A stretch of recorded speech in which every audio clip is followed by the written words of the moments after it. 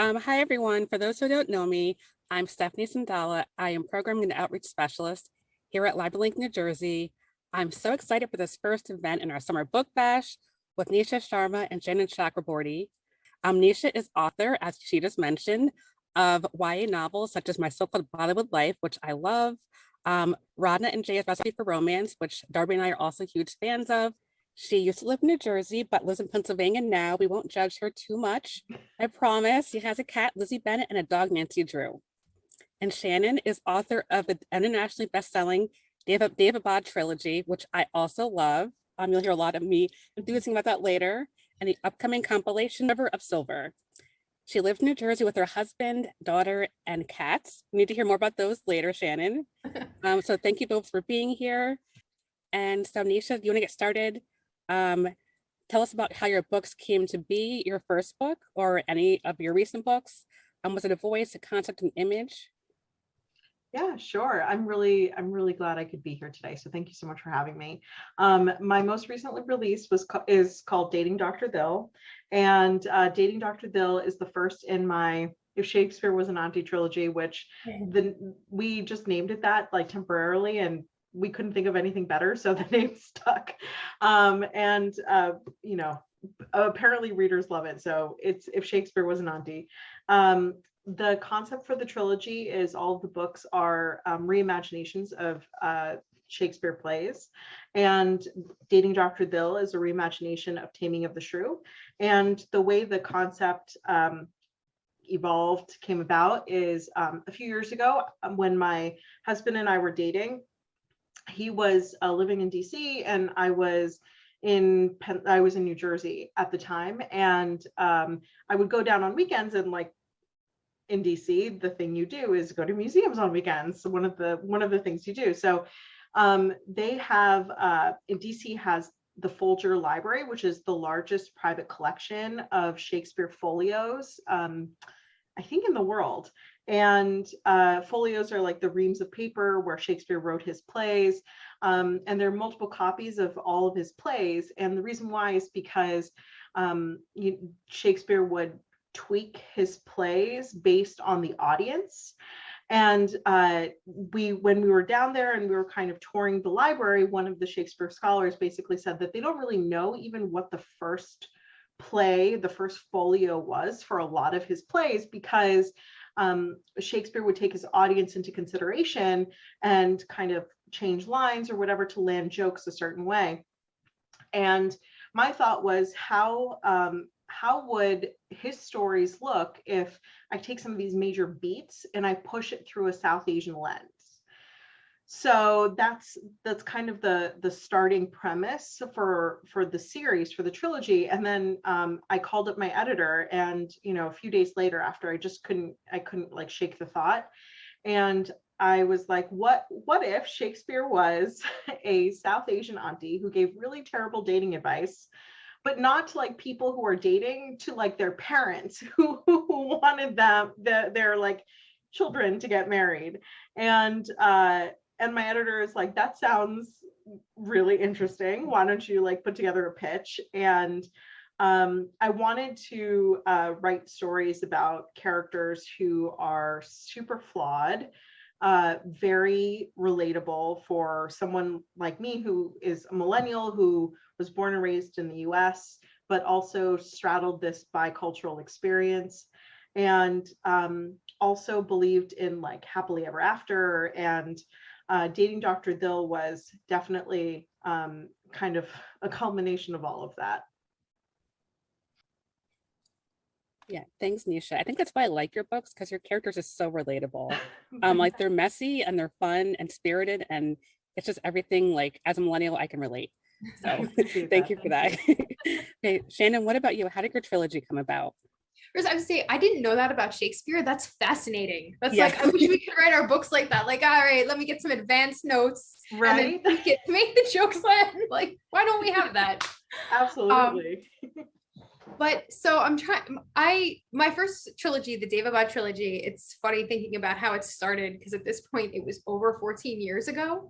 I was a first generation college student, and I graduated into the recession, and I had no idea what to do with my life or my degree, or how to like have an apartment over my head. And I was basically just working as a receptionist, feeling very lost in what I was doing. And I started working on this story. I had majored in history and I wanted to go to graduate school and then move to New York City for love and all these things that made like terrible financial sense. So I was working as a receptionist in a medical office, and I would go home and I would just be like, okay, I liked to, like kind of talk about this era in medieval Islamic history. That's what my background was in. And I wanted to write a book about it. And I was like, let me just write, a fictional story to kind of use the things that I studied. It'll be something, I'll have an excuse to delve back into the things that I love. But my concept was first, and I guess I should back this up, because first I'm going to talk about the idea of jinn. And jinn in traditional folk lore, not the Disney blue guy, whatever. But there's this idea that there is this race of people. They're created of smokeless fire, but in many ways, they're just like human beings. They have societies, they have marriages, they have kingdoms. We can't see them, but they often live amongst us. This is usually told to utterly terrifying acclaim. Even as I'm like, you like look around your office when you say things like this. But I wanted to take the idea of, okay, in so many human stories, they're, either the figures of terror or these sideline characters that get involved to mess up your life. But what does their society look like? I mean, it's fascinating. We talk about how they have this whole world and that there are these long-lived creatures. So they would have seen the rise and fall of all these human kingdoms and maybe be a little fascinated by that and pull aspects of their own civilization from what they see from ours. So it was that idea of like, okay, we say they have this whole complicated world. What does it look like? And I just started setting all little short stories in it and kind of building out the history and certain characters for years, until I was just like, well, what if I actually set a story in this incredibly complex world that I don't show anyone? And that's how the trilogy started. Yeah, thanks. As a follow-up to that, and like your role playing is so impressive. Like your writing just transports you, like you feel like you're with the characters in Daevabad. So how did you develop Daevabad and the region and like all of just, that whole like the story and setting itself? Well, once I kind of had started playing with the idea, I kind of wanted to give myself more rules. So I looked at the idea, again, in tradition that we say the Prophet Suleiman was the one who controlled them, that he had like a magical ring and talisman and the scepter, and he made them come to Jerusalem and build the temple. And from the starting off point of that, I was like, okay, so he's punished them. He has changed them into more mortal forms. What happens after that? So if he was to spread them across the world he knew, how would they have built their kingdoms from that? Like sending them to certain areas that he knew, and how would have they built their civilization? So maybe the group of devas or jinn that were sent to Persia would have looked around, again, this era in time, Achaemenids and all this, and been inspired by that. The group that was sent to Arabia, where the traditions are different and they're kind of more like it's like almost like a closer home relationship of like, you leave out, certain food scraps for the jinn, or like you believe they haunt ruins. So of taking the idea of, they would grow up among different cultural influences. And then my story takes place 2000, no, I can't do math at this point in the afternoon. My story takes place 3,000 years after that, in about the year 1800. So what does their world look like after thousands of years of piecing together their own histories, their own politics and wars? How have they built this city that was very much meant to feel like sort of the jinn version of New York City, where it's just waves upon waves of different groups coming in? And that was kind of more than how the world built. Like I wanted it to feel like something very cosmopolitan and diverse that mirrored human society in many ways. Yeah, I love that. And it really does mirror human society. Like, all of your characters feel like they're all flawed in some way, but all redeemable in some way too. So it really does mirror human society a lot. So I really did appreciate that also. So Nisha, I know a lot of your books are set here in New Jersey and in Edison. So how did you choose the settings? Were there any like favorite spots that you wanted to bring into your works as you were writing? Yeah, so I spent about 10 years living in New Jersey before I moved to literally 5 minutes over the border. So I'm not that far away still. But I think that I grew up in a very predominantly white community. We were one of maybe 100 South Asian families in Northeast Pennsylvania, which is where my father had found work. And that's where, you know, we ended up going to middle school, high school, all of it. And then, of course, I went to a PWI, a predominantly white institution, for college and law school and graduate school. And so I've always felt like I was code switching, and it became so natural. I didn't even realize that I was doing it by the time I had reached my mid-20s. And so when I moved to New Jersey and I started working in New York City, and I would commute, it felt like for the first time in so long, I never had to worry about code switching. And so there was like a safety in the community that I had found in New Jersey. And one of the things that I always strive to do in the books that I write is to give readers a sense of joy and acceptance, especially, you know, how South Asians feel accepted in, you know, the lives that they live and the communities that they live in. And so putting my characters in New Jersey gives them like this, I wouldn't say isolation, but it's a community in which they feel like they never have to worry about code switching, and they can feel like they thrive. So in my last book, LLNJ's Recipe for Romance, my main character Radha comes from Chicago, and she's a little unsure of her space when she moves to New Jersey because her previous community was not as accepting. And so you see her starting to thrive because she's looking around and she's seeing other people who look like her and other people who understand her and other people who speak the multiple languages that she's had to communicate in. And so New Jersey gave her that sense of community and safety. And so so that's why so many of my books, most of my, I think all of my books are set in New Jersey.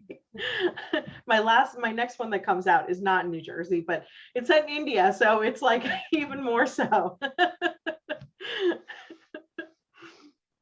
Yeah, thanks, Nisha. That was such a great answer too. And I think Radna is one of my favorite characters of yours. So yeah, I really liked how you developed her story, and yeah, it's very relatable.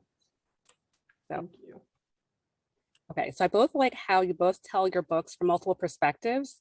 So Shannon, do you want to go first? Because I loved how throughout your trilogy, you have so many different characters. You get Dara, who I think he might be my favorite character now that I've read it and it's sitting with me for a little bit longer, because there's just so much complexity. And so each of your characters brings your own perspective to the story. So why did you decide to tell it from multiple perspectives, and how was that to write? So, a full disclosure, the first reason I started with multiple perspectives is because when I first started putting this together as a book, I hadn't read a lot of epic fantasy. I was a big fan of history books and other sorts of things. So I basically was like, what does it mean to write an epic fantasy? Oh, I really like A Song of Ice and Fire. There are multiple points of view. It's my education in writing.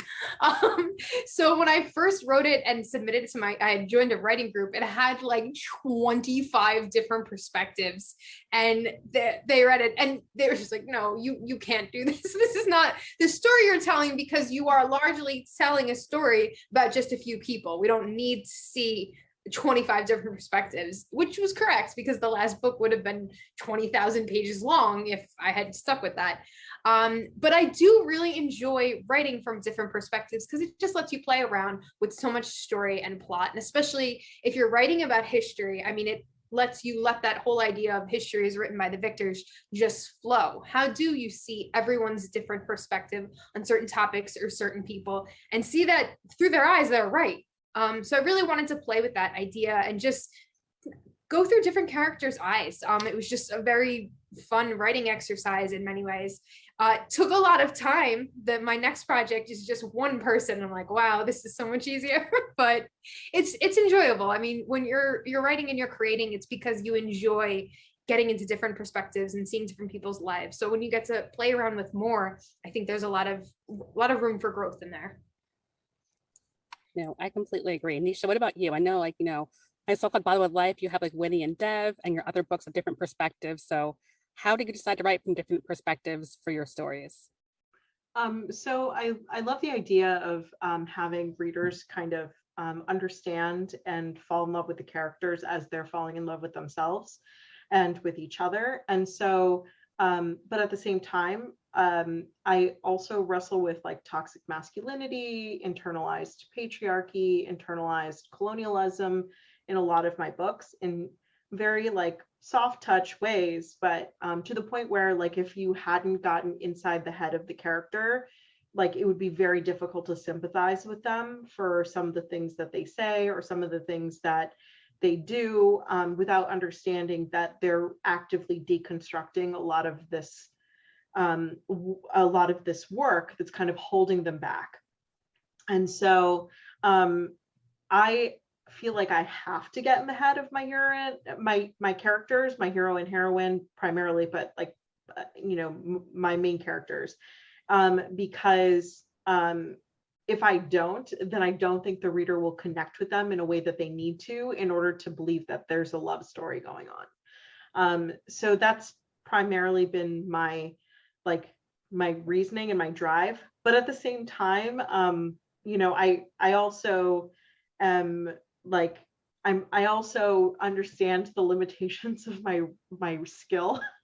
And I feel like writing in first person, I would just be annoyed with myself and just doing like first person, one perspective.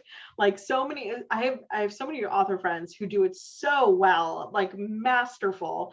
And I feel like if I did one character, first person perspective in that character's head, I would just be annoyed with myself the whole time.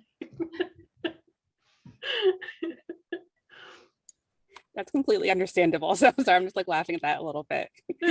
So speaking of characters, so I guess Nisha, are there any characters for you that hold a special place in your heart out of all your books?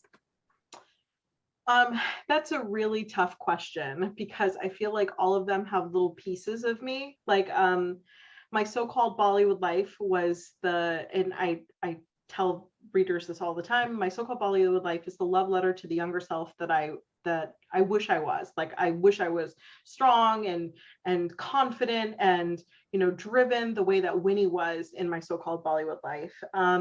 In Radha and Jay, I wish that I was as thoughtful and as committed to self-care as Radha is in developing herself. And I think I got, the one character that I wish I was less of, but I think I am the most like, and I resonate with the most is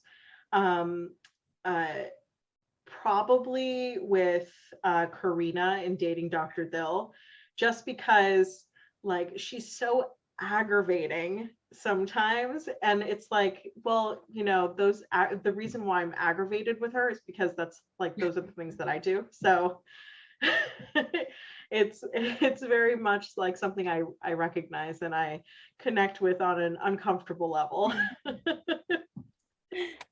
I'm not gonna lie, I was aggravated by her too when I was reading it, and I'm thinking now I'm looking back, I'm like, wait, is she like me? So I had to do some I had to think about that a little bit myself. Right. Shannon, do you have a favorite character out of all of your characters? Again, it's difficult. I like the way you just put it about that you have little parts of yourself in all of them. So it's kind of like, how do you pick a favorite? But when I am asked this, I usually say Nahri, who is the main character and the heroine of the Daevabad Trilogy, just because I wanted to craft sort of a different character than I think what we see a lot in fantasy. I write in a very male-dominated genre. And I wanted to kind of really just go into some tropes that we see a lot of times of the magical orphan or the magical healer, and kind of delve into how that would really impact you if you grew up strange and orphaned and alone in a place where everything is dependent on your society and your people. That's not something you would shed at 18 years old when you're told, oh, you have a destiny and all that. You would hold those things to you forever. And I just wanted to write about a woman with ambition. We see her, she wants to be a doctor. It's something she wants to be a doctor and care for people. And that's something she never loses throughout the whole trilogy. I think lots of, power struggles come and go, love interests come and grow, but I wanted to have her focused on that goal and sort of see, almost like let it play out over 5-7 years in this woman's life, how she could have want different things at different times. And it was interesting because a lot of people, it gets very much put into like the love triangle or the love quadrangle or whatever shapes people like to say. And that was almost to the point, because it was like, because you can want different things at different points in your life. You know, you're not necessarily, your first love's not always your first love. You can have a political marriage. You can want things later in life. And I really wanted to let her have that, let her have, you know, certain intellectual desires for certain people, have certain other desires for certain people, and kind of let that be okay. I mean, we get to see a lot of male characters, you know, you have like James Bond and such flit from, you know, woman to woman. You know, I wanted to allow that to happen, to kind of let her be flawed and messy and have that expand to all sorts of areas of her life. Yeah, no, I think she's such a great heroine too. Like I loved her storyline. I keep going back and forth between her and Dara as my favorite characters, and I can't decide. Just because they're just both so compelling. And so those are just like, yeah, just really drew me in. And of what drew you to the genre, and why did you decide to write sci-fi fantasy? You know, it's interesting because as much as I was joking before, I was like, oh, I hadn't read a lot of epic fantasy. I've always been reading other fantasy. I love stories of myth and legend and magic. You know, it's kind of like fantasy is the oldest genre. Since people have been gathered around, we've been, you know, telling each other stories of myth and magic and trying to make sense of the world around us. And it's often amazing and wondrous things and phenomenons and what that means, and pulling, you know, supernatural meaning from that. So it always felt like if I was going to write something, because I wasn't going to write, I was going to be a history professor. But everything that I try to write now always ends up the fantasy element. I'll be like, all right, I'm going to just write a story about like historical chefs. And like 10 pages in, I'm like, why do they have cooking magic? Why, Shannon? We weren't going to do that this time. It just seems to get pulled in. Even science fiction, I love. Science fiction was an early love before fantasy in many ways. And I'll try to write it, and all of a sudden, like the spaceships will have like haunted messaging. Like I can't shake it. I don't know why. I like love that. I could also see you as a history professor too, because your books are like they just bring in so much history also. But Nisha, what about you? What drew you to romance? 'Cause I know you had mentioned you do like when you have people like, you know, people like us having a happily ever after, which I also really appreciate. Yeah, no, I think like my romance genesis story, I mean, I I knew my family would interrupt. I'm sorry. That's okay. That's totally okay. My romance genesis story is, you know, I grew up watching 90s Bollywood. Like like my earliest memory was of like Bollywood movies playing on the TV, and like my mom in the kitchen, and like I think that I was always like taught that stories should like consider, you know, how do they get together at the end? and that is, you know, the first question I used to ask from like whatever I was watching or reading.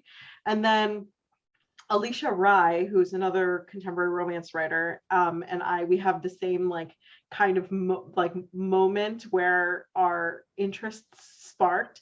And that was in the like mid 90s when Nancy Drew Mysteries and Hardy Boy Mysteries did a combined series called the Super Mysteries. And so Nancy Drew and her friends were solving mysteries with the Hardy Boys, and there was so much tension between Nancy Drew and Frank Hardy. And then in Secrets of the Nile, which I think is like number 29, Frank and Nancy had to pretend to be a couple. So arranged, and they smooched.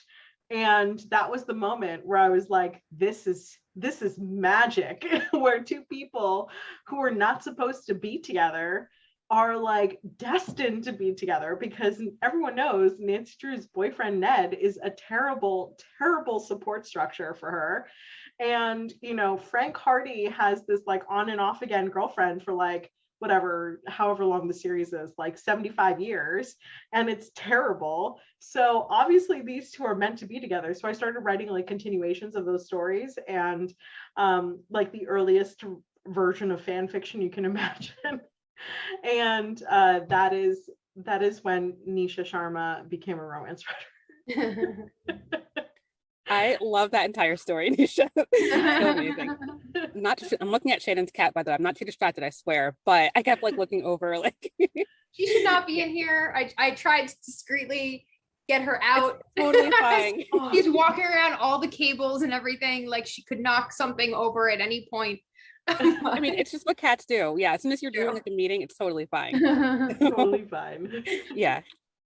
Wait, so Shannon, how do you choose the names for your characters? I know like they all have like really, I think really personal names too. So I know there's a lot of thought behind that. Do you want to share that process? I thought for a second you were going to ask me how do I choose the names of my cats? And I actually had a better I mean, answer I'm for understand that too if you want to explain also. This one is Ishtar, because I'm a history nerd, so I named her after a Mesopotamian figure, which I didn't think about the fact that I would eventually have to take her to the vet and explain that to Oh people. my God, and they're just Very like, what is awkward. going on? But my character names, I go back and forth. Like a lot of them will mean things. Nahari was very much meant to be, the part of her title and nickname from what you learn in the third books, the River Girl. Ali was very much pulled from a lot of like political figures in Islamic history who fought for justice. So I definitely pull names from that.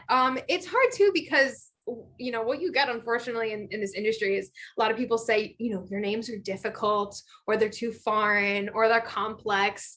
So it's something like I try to pick names that have meaning but are also not many people can't really say like, oh, Dara is too complicated. They do, they'll say it's too foreign and too complicated.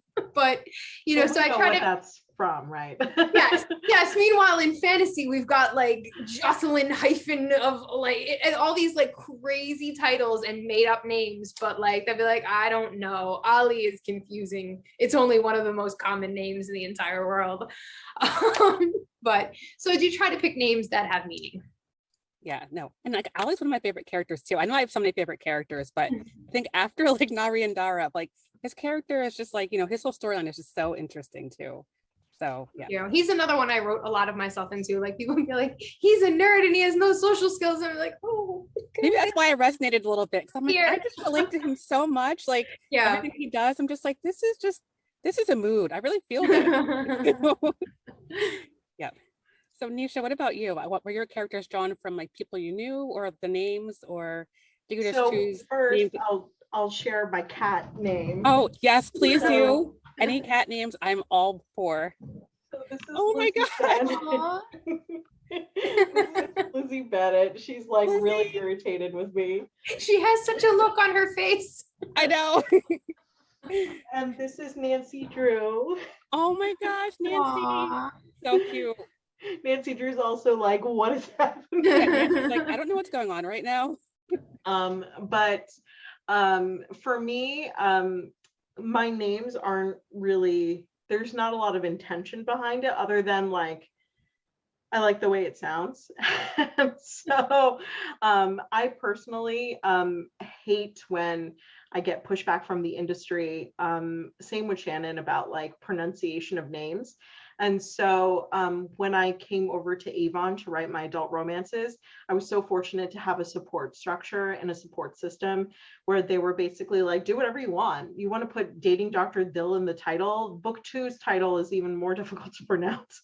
And they're like, that's fine. Do whatever you think is going to resonate with your global audience, and we support you. So I pick names based on what I know is something that like first of all sounds great to me, but also regionally it's very like regional specific because I write North Indian characters. I'm North Indian. My characters are almost all of them are North Indian. Jay is half Gujarati, half Punjabi, but for the most part the rest of my characters are Punjabi characters.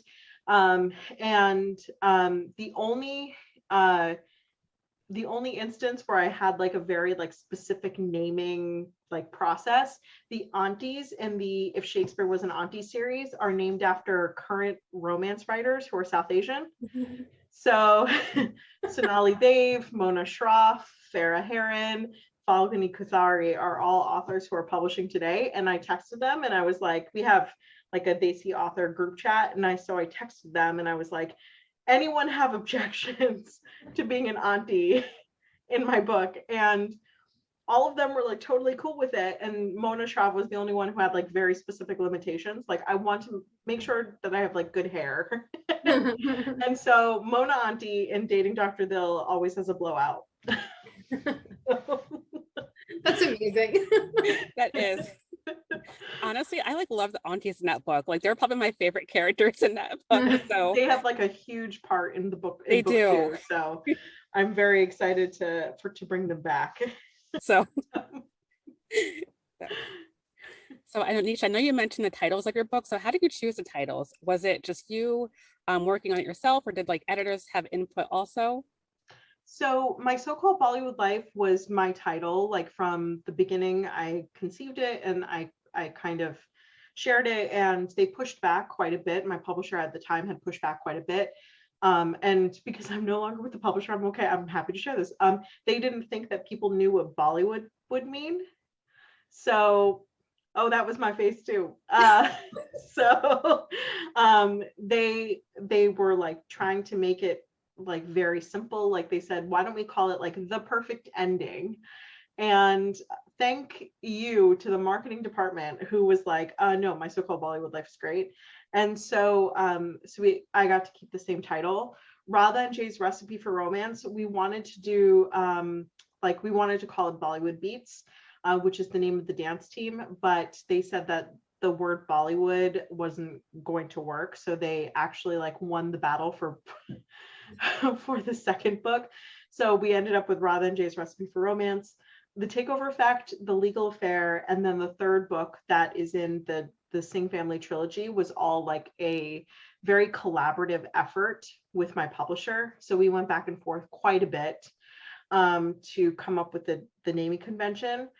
Dating Dr. Dill was very much my editor's decision because I was completely stuck. And then the next book, which I can't even share what the title is yet, but I picked the Indian word, I say Indian word, but I mean Hindi word, like the Hindi word that is included in the title. But like, I guess the convention is my editor's, like, who's like, these should be the types of words. And I was like, okay, well, can we insert Hindi word for this in here? And she's like, yeah, sure, fine, whatever. And that is how it happens. It kind of depends on how passionate I feel about the title and how much I'm willing to push back, really, for whatever the title ends up being. Yeah, thank you for sharing that too. I appreciate it. Shannon, what about you? Do you choose the titles of your trilogy, or do you have a lot of input in that? I did. I am terrible at picking titles, but I Same. was Yeah. particular to The City of Brass because it's based off of one of the stories, 1001 Nights, one of my favorite stories, in which essentially a pack of terrible explorers goes and finds this city that is completely still. And once they get inside, they find all of its inhabitants have died. Can you hold on? My cat is ripping apart my closet. Just 1 second. It's not a problem at all. Yeah, we're always all ready to pause for like cat related anything. So I am completely okay with that. I have to leave. I'm sorry. I mean, she doesn't have to leave though. We're not opposed to the cat like being kicked out of the room or anything. No, she eats. She has a lover, but there's nothing up here. And she likes to eat any garbage she can find and then throw it up. So Yeah. my closet is full of packing material. So that, like, you know what, we don't need to go to the emergency vet this afternoon. We can Right. send her out. Anyway, back to the professional stuff. So I think yes, all of us The have City of cats Brass really. is based on this story from the 1001 Nights. And my next series that's coming out, The Adventures of Mina Al-Sarafi, is a play on the adventures of Ibn Battuta, because it's supposed to be this medieval travelogue. But for the other books in the series, my thought was just, and this was suggested by another editor friend, she's like, what if you just use different materials as it got wider? So it went from the City of Brass to the Kingdom of Copper. And copper does have some resonance in the show, and then the Empire of Gold. So yes, it just went like, what other materials can we use and make it larger scale geographical terms? I just realized that with the titles just now. I'm like, wait, that actually is true, but they all are like this. I've never thought about that before. I can spin it and be like, oh, because we're seeing wider aspects of the world. But yeah, that's it. That's kind of what I thought it was. It's like, you Yeah. know, it's like a gold kingdom. Like you have like the elements. Okay. So yeah. That's So great. funny. So yeah, I guess a good follow-up question, Shannon, is for you. How did you know when your trilogy was finished? I know there's so much action packed in there and like so many good stories. So how did you know when it was time to like wind up all the endings and loose ends and everything? Um, this is a hard question to answer because I first started writing what would become The City of Brass when I was in my early 20s. And I published The Empire of Gold when I was, God, what year was that? 34. So I had a very different mind and different ending in mind. Sorry, like I said, didn't have my second cup of coffee this morning. I had a very different ending in mind because I thought, again, I was like trying to write to what I thought epic fantasy was supposed to be. It was supposed to be bloody and terrible and rip your heart out and end with, the king and the queen. But as I was writing, that wasn't the story I wanted to tell. First, I didn't want something that was terribly grim. I was writing for my community, for my people. I wanted to show them a story of realistic hope, if that made sense, that showed people, yes, things can be terrible. Things are terrible, but how do you handle that? And it's sort of you buckle down and do the work, even if you don't think necessarily you will be the one to receive it. And I didn't want to end with a monarchy. Monarchies are horrible. I wanted to end with the idea that people could start to put together. I just spoiled the whole trilogy. Sorry, everyone. But I wanted to end with the idea that people could start to put together different forms of government and representation and really show people that. There was a great phrase, I forget who said it, but it was essentially, sometimes in fantasy, you don't necessarily write strict anecdotes for, oh, this is this struggle in the world, but you are writing mirrors. And I think sometimes people need to see a mirror for ways to hope to do work in a world that doesn't seem like it's ever going to get better.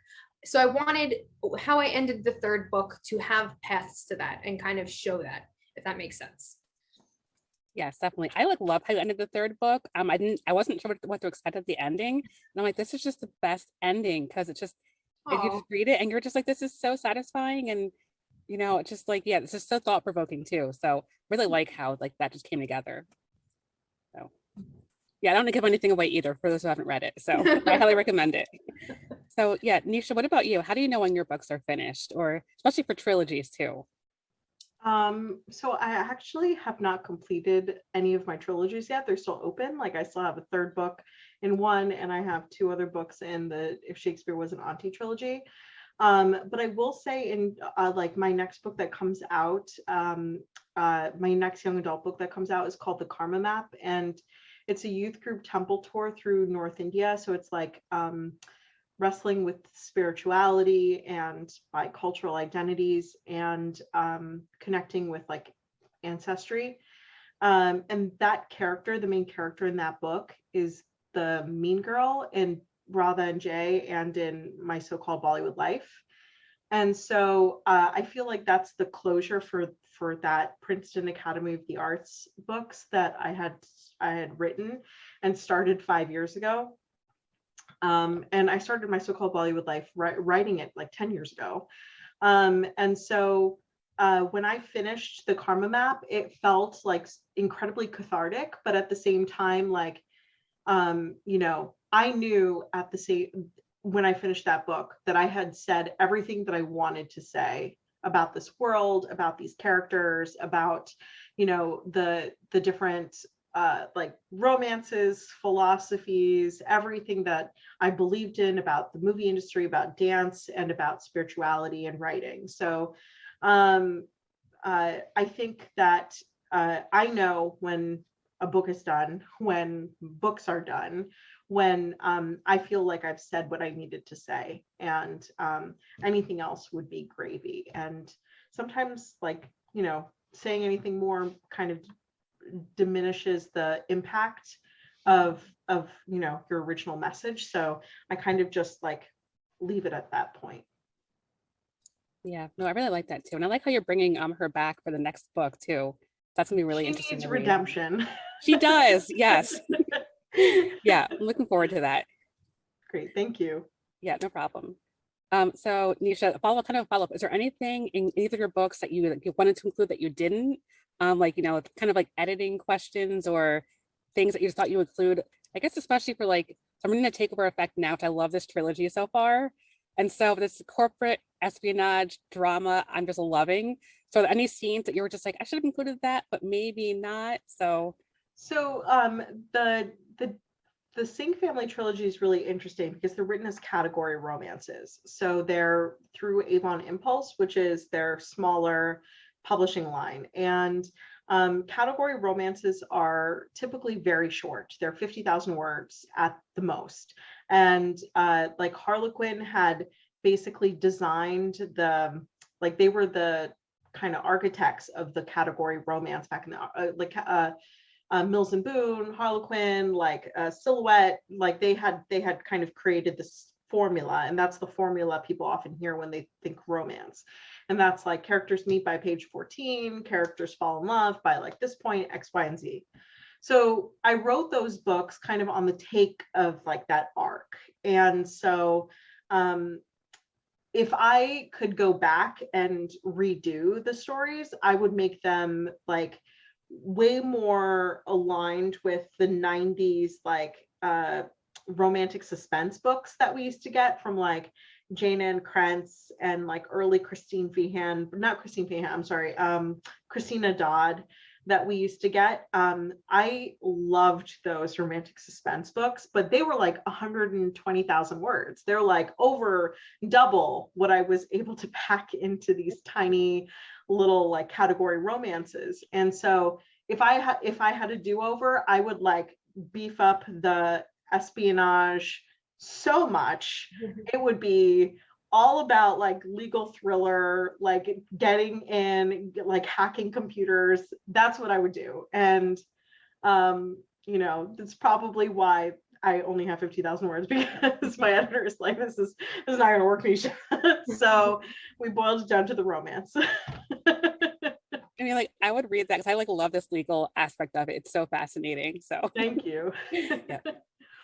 Shannon, what about you? Was there anything that you wanted to include that you didn't in your books? I mean, I feel like I slightly cheated because I did and now have that coming out in October. I was going to mention that too. Yeah, no, especially because my book started out as sort of this, project where I was just working on all these different short stories and different characters. There was a lot of extra material and just so much that didn't see the page. And I'm glad I had that because Empire of Gold came out the end of June in 2020. So right when the pandemic hit. And I was supposed to be working on my next big thing. And my child was sent home from school. My husband is a physician. It was chaos. So what I ended up doing just to get any words down on the page was taking some of these old scenes and old characters and writing short stories about them. And I didn't think it would go anywhere. I shared a bunch just randomly on my website. And so my agent was like, what if instead of just throwing these out there, you threw them out and made a commercial product? What do you think about that? And I wasn't sure because, the Daevabad Trilogy was ending and it was very emotional, but I did it. And I really enjoyed the process because it felt like I got to say a longer goodbye to this project that had been my 20s and seen me through all of my concerns and messes up after college and the birth of my first child and all of these things. It was this project that meant so much to me, and I kind of got to have this longer goodbye and create something. Especially I knew I was writing to readers and fans, which was a whole different project than if you're kind of putting any book out there. It was the people who were going to pick up this, loved the characters and wanted to delve more into this world. So it was just a very nice project to work on and kind of play with extra material. Yeah, I'm looking forward to it. Looking forward to reading all of my favorite characters again and their stories. And are all the characters in this new compilation? Pretty much, yeah. You Okay. get different point of view characters. Okay, that's gonna be great that too. was a lot of the impetus. I was like, well, what if we saw Hutset and I was about to ask about her. All these people, yeah. So you could kind of see their perspectives. Okay, that's gonna be great too. What are you working on next? So I guess you're working on the compilation is done. You have another trilogy coming up soon. Do you want to talk about that? Yes. So my next book that comes out, it comes out in March. It's called The Adventures of Amina Asarafi. It is the book of my heart. It takes place in the 12th century Western Indian Ocean, which was the area of time and place that I wanted to do my PhD in, and is essentially, if you took Pirates of the Caribbean meets Ocean's 11. It's about this old pirate crew that has forcibly retired after very mysterious, tragic incidences and has to come together for one last score. And we see it through the perspective of the main character, Amina Sarafi, who was just a joy to write. I was writing this from the hours of 4 to 6 in the morning, and then doing virtual school for my daughter. So I just got to say so much about what it means to be a working mother, but in the medieval era. How do you balance, what your heart wants, of wanting to do more, wanting to still be who you were, and also be the best parent you can be? What is it like to get older and kind of see, the marks you wanted to make in this world? I really delved into a lot of aspects of faith, of personal faith, of what it means to be a Muslim, to see, how you are called to that injustice, to how to work out, what it's like in a multicultural world. It was very important to me that I showed how this world would have looked, that it would have been incredibly diverse and cosmopolitan, and showed the thorns in that as well as all the blessings. So it was a lot of fun. It was way more humorous. It was nice to really just write about tricksters and using a lot of old ruses and write comedy rather than just like serious, bloody epic fantasy. So it was a joy to write, and I cannot wait till it comes out and I can share it with people. Yeah, I can't wait to read it either. So I'm super excited. So yeah, Nisha, what are you working on next? So I'm usually like 2 books ahead of what's been published. The next release I have, as I've mentioned, is the Karma Map, which is a YA, mean girl redemption story, with golden retriever hero. So serious golden retriever energy. That was a really interesting project because I had to kind of revisit my relationship with religion and with spirituality. So that comes out next March as well.